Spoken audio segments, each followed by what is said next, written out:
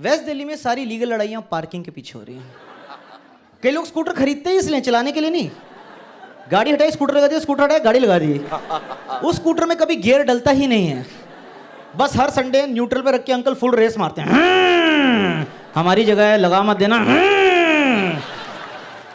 But देखिए, waste Delhi, east Delhi की काफ़ी बात होगी। आज हम साउथ दिल्ली में, तो यहाँ बड़े फंकी केसेस होते होंगे ना, मुझे लगता है कि साउथ दिल्ली की मेरी बिल्ली मुझसे सेपरेट होना चाहती है, उसको कमिटमेंट इश्यूज हो चुके हैं।